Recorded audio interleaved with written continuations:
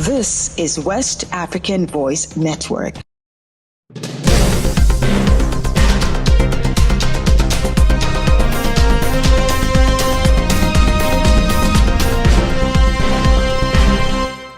Hello, and thank you for joining us on Newswave on West African Voice Network. I am Fatima Ibrahim. Let's begin in the Sahel, where Mali joins Niger and Burkina Faso in withdrawing from the Francophonie organization. Mali has formally withdrawn from the International Organization of La Francophonie, OIF, aligning with Niger and Burkina Faso in a coordinated move to sever ties with Western-backed institutions. This announcement follows separate statements from Niger and Burkina Faso a day earlier, confirming their withdrawal from the French-speaking bloc. A joint statement by the three nations' foreign ministers accused the OIF of being a remote-controlled political instrument that imposes selective sanctions based on geopolitical interest while disregarding their sovereignty. The move is part of a realignment by the Confederation of Sahel States, AES, which was formed by the three military-led nations in September 2023. The bloc has systematically distanced itself from post-colonial institutions, including its official departure from ECOWAS on January 29, 2024. Mali's leader, General Assimi Goïta, along with General Abdourahmane Chani of Niger and Captain Ibrahim Traoré of Burkina Faso, justified their decisions as reflecting the deep aspirations of their people. We remain in the Sahel, where Niger criticizes Chinese-owned oil firm for alleged failure to uphold local content reforms. Niger is taking decisive action to assert greater national control over its oil sector, accusing the China National Petroleum Corporation, CNPC, of failing to uphold local content reforms. The government is introducing a series of measures to ensure compliance with national regulations and increase local participation in the industry. During a Council of Ministers meeting on March 8, Nigerian authorities criticized CNPC for allegedly misinterpreting contractual agreement and lacking a genuine commitment to local content laws. In response, the government plans to implement several key reforms, including equalizing salaries between expatriates and Nigerian employees, prioritizing Nigerian professionals for leadership roles, and mandating local subcontracting for oil operations. Additionally, Niger is pushing for a revision of agreement related to crude oil transport and the Niger-Benin pipeline to ensure fair financial commitment. In Nigeria, President Tinubu declares state of emergency, suspends Bayelsa state governor. We now turn to Nigeria's Niger Delta region in Rivers State, where a political crisis has erupted, with rival factions within the opposition People's Democratic Party (PDP) clashing over governance issues. The escalating tensions have prompted President Bola Ahmed Tinubu to declare an immediate state of emergency and suspend Governor Siminalayi Fubara along with his deputy Ngozi Odo.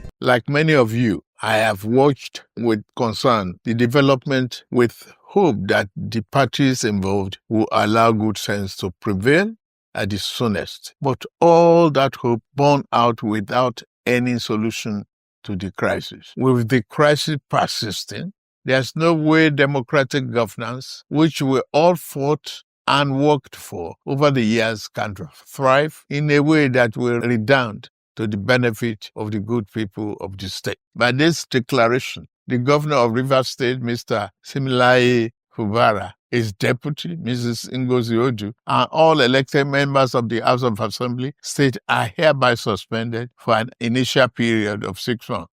Nigeria's President Bola Ahmed Tinubu speaking. And returning to the Sahel, Senegalese authorities raid illegal pharmaceutical warehouses in Dakar. The Senegalese government is ramping up its efforts to combat illegal drug trafficking and counterfeiting through renewed actions by the Pharmaceutical Regulatory Agency, ARP, and the National Brigade for the Fight Against Piracy and Counterfeiting. On Tuesday, both agencies conducted a joint operation that led to the arrest of 8 individuals involved in a counterfeit medicine trafficking network. In addition, 8 illegal warehouses were dismantled, resulting in the seizure of a large quantity of prohibited medications, including painkillers, anti-inflammatories, antihistamines, aphrodisiacs, and anabolic steroids in syrup form. The Customs Administration reported that the value of counterfeit medicine seized between 2019 and 2021 amounted to nearly 3 billion CFA francs. And to regional matters, Somali president unharmed after assassination attempt by Al-Shabaab militants. A failed assassination attempt targeting Somali President Hassan Sheikh Mohammed has drawn widespread condemnation from international bodies. The attack, carried out by the Islamist militant group Al-Shabaab, which is affiliated